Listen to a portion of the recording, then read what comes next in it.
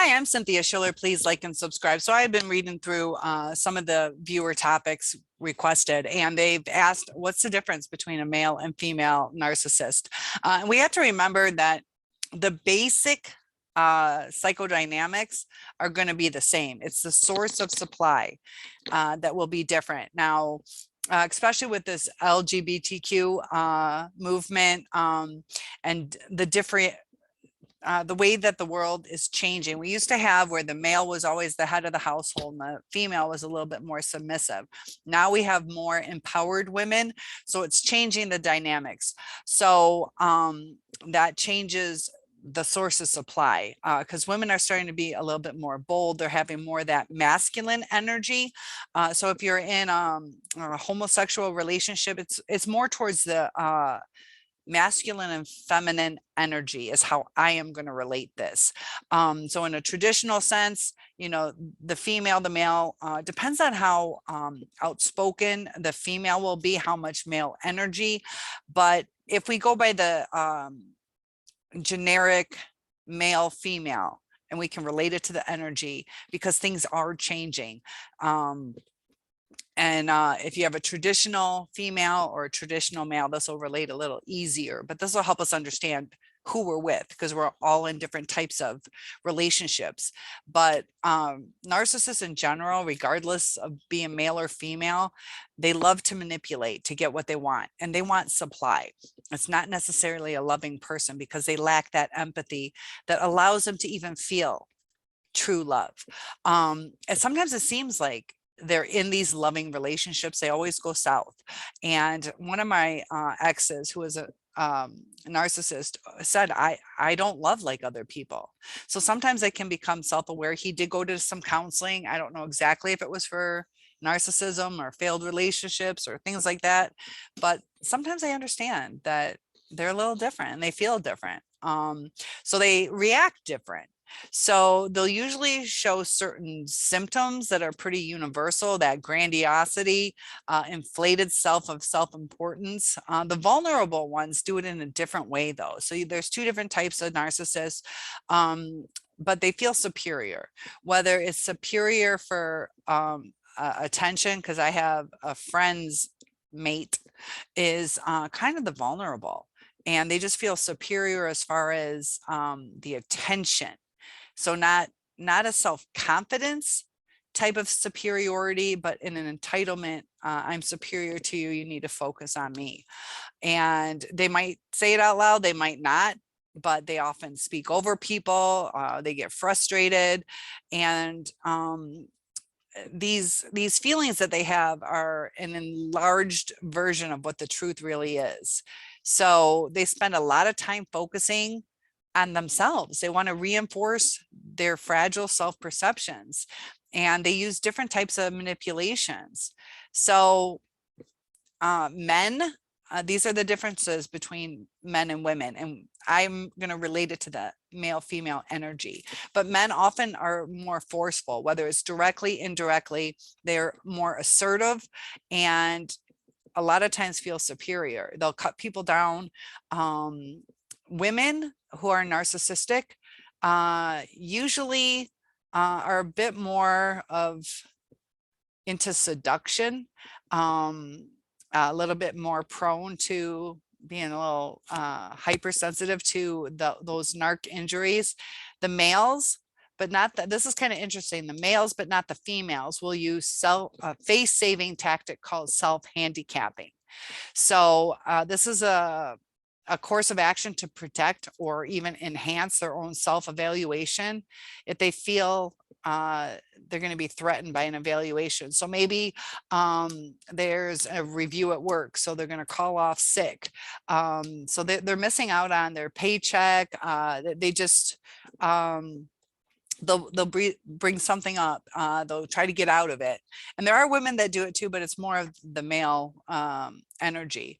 So if they fear they're going to fail, they'll self-handicap to avoid having to perform at all. And that way they avoid feeling incompetent. And there are women that can do it too, but according to the study, that kind of a manipulation is connected to failure in empathetic responding by the mother, resulting in both males and females developing a deficient internalized structure of self. So a lot of the things that we go through go back to our childhood.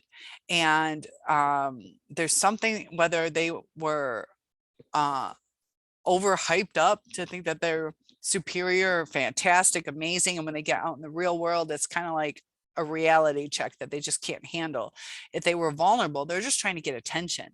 They're seeking what they were missing in childhood. So there's different forms that these manipulation tactics will take on. They're going to do these tactics, but they're doing them in a different way and to different extremes. So for example, these authors added mothers may be responding to boys as a significant other. So if it's a narcissistic female parent, they're going to put a lot of pressure on the boys to for the companionship, not necessarily sexual, but for companionship, or to be the head of the household, to do the traditionally masculine chores, instead of letting the kid be a kid, but to girls as an extension of their self. So maybe they're forcing the girl to be a cheerleader because they always wanted to be a cheerleader. They're going to try to live vicariously. They're not going to care what the little girl wants. They're going to kind of force a little girl to fulfill the mother's desires that she wanted as a child. So as a result, each gender uses different psychological resources in order to cope with that same deficiency of that internalized structure within themselves. So also in this study, the males tend to make excessive efforts to assert their superiority over the others, and they try to dominate. They'll behave in ways that are kind of seen somewhat more acceptable for males in the Western society. Being in charge, being strong, not taking no shit. But the behavior by the females in today's day and age, because we're still going through a transition, women are still seen, we don't make as much for the same job. We're seen as weaker, just different things like that. So the women, as a coping mechanism, have to use different tactics in order to get ahead. So they might sleep around just to get a promotion, where the male, instead of using their body, they're going to use some other tactic. Maybe making up stories of their degrees or their abilities. And the females, they might just think it's easier to use their body or to flirt. Females often have more of an eating disorder than the male narcissists. Both can have it. Females will have more issues getting older because they're so used to using their looks and their bodies. And then they're not as easily marketable because their looks are going to fail. And especially, if it's because they're using their bodies.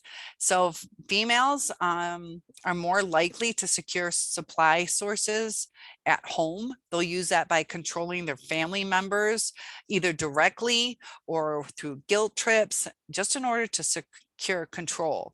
And the females will be less openly overconfident than the male narcs.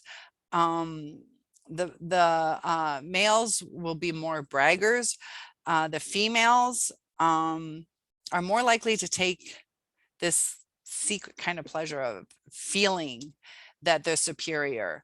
They'll use their own inner thoughts of how great they are, but the males will assert it more. And both males and females are known to cheat, but there's been studies shown that the males are more likely to be serial adulterers. So they might have either multiple relationships going on, or they might, every few months have a new type of relationship. The females, they're more likely to idealize somebody, a man, and then emasculate them.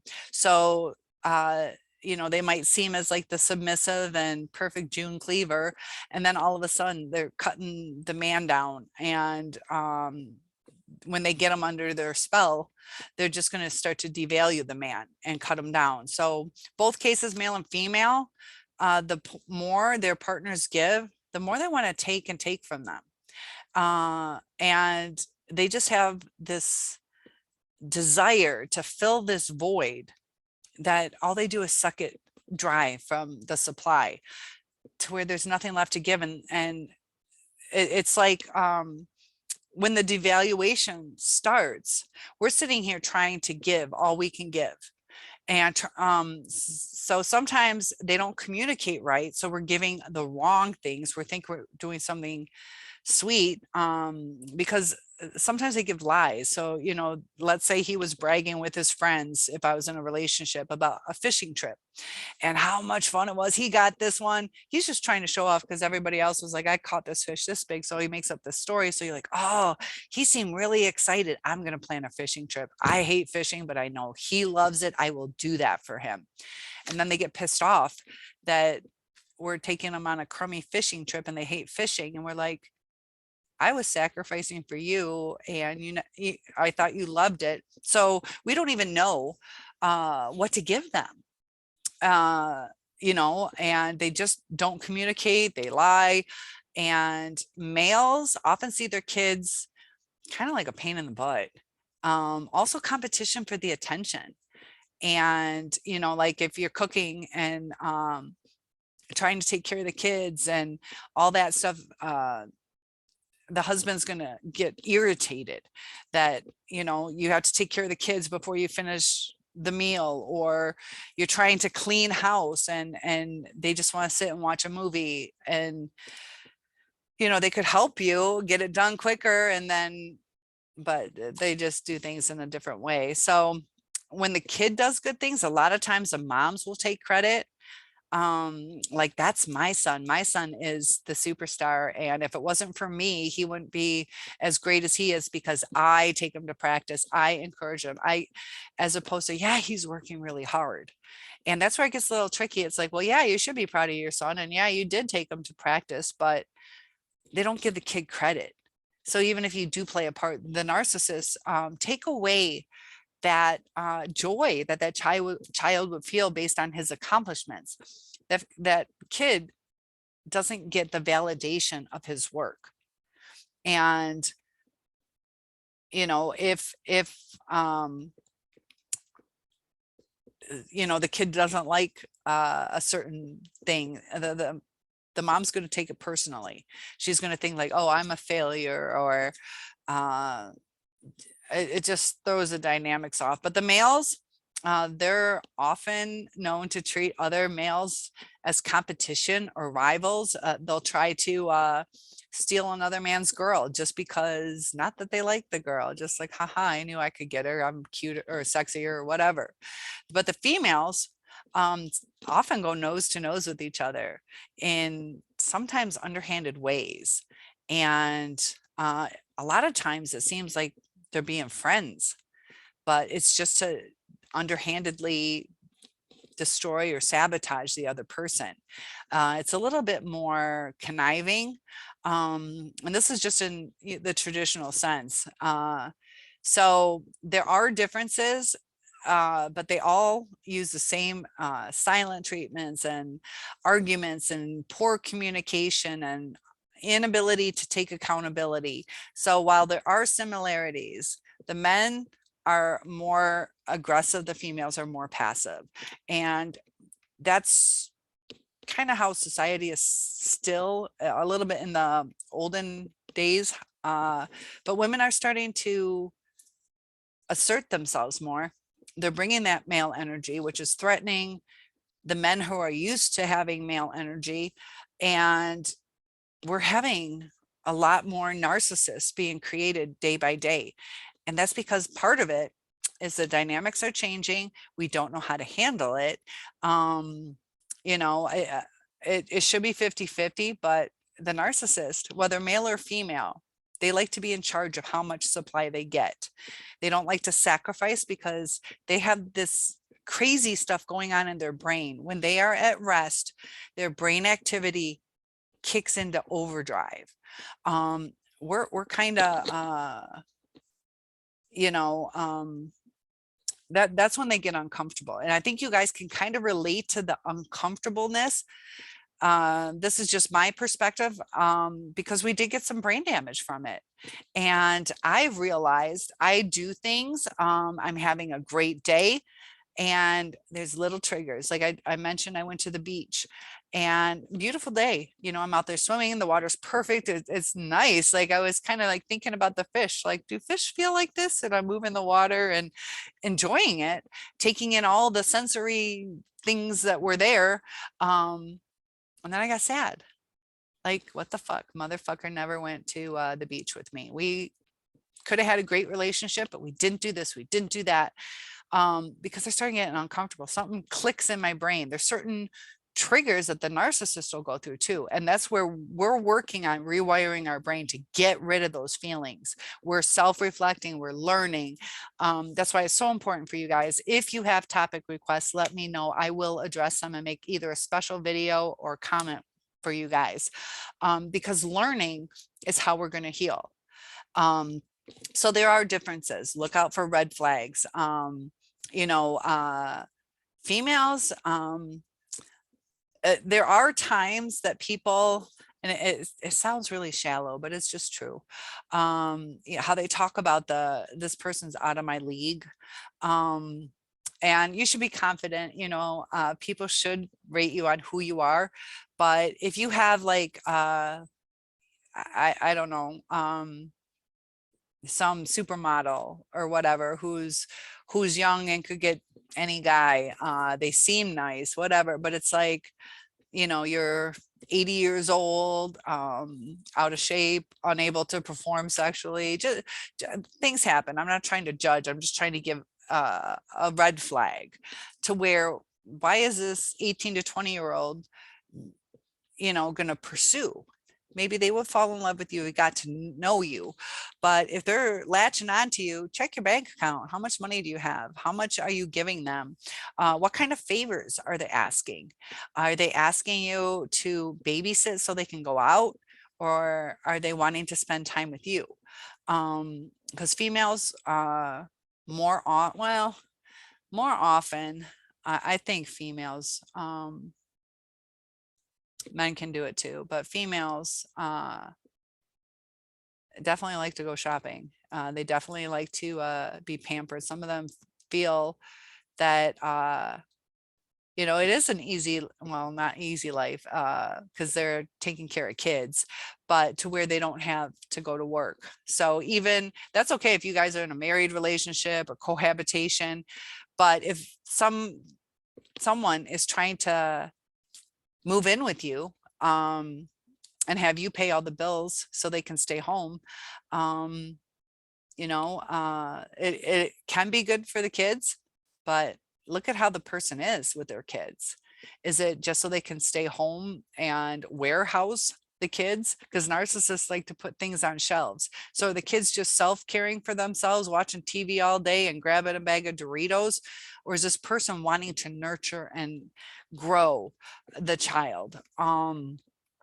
Sometimes you can be used for money, and men will do it too. Men will definitely do it too.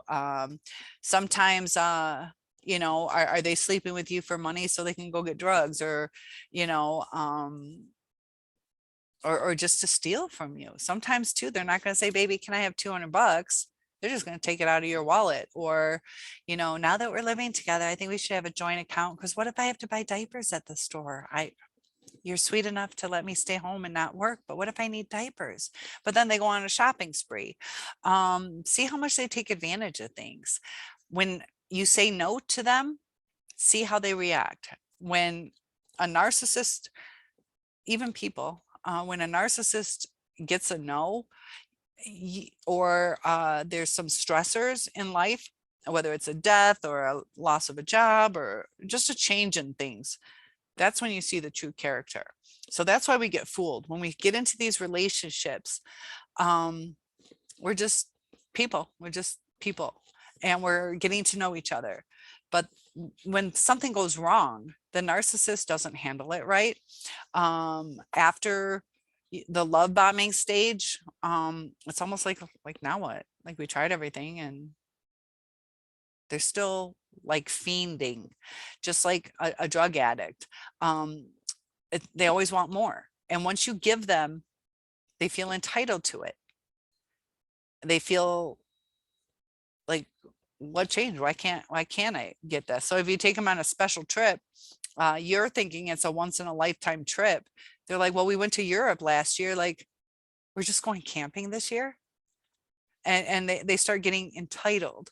And then maybe you might feel bad, like, okay, we'll go camping this year, but I promise every other year we'll take a international trip. And you're like, this was not in my finances or my plans. And they're just going to make it to where you feel like you're going to lose them if you don't give them what they want.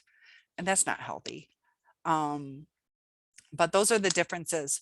So I hope that helps. Narcissists are just destructive. It's just a different type of supply, different type of manipulation. Because men can use the looks also, but the females on average tend to be more seductive. So the men can be cocky and just feel entitled, like, yeah, I just gotta flex a couple muscles and buy you a drink and you're mine. I've had some where I go on, I had this one, a great looking guy. I had a date with him and I didn't make out with him. I didn't, and I still remember, it was so funny. I think he's never had a girl say no. He was standing in the doorway, I'm leaving, and he's like look on his face and his arms are open, like, you're leaving? Yeah, they feel very entitled. All right, I'll talk to you guys soon.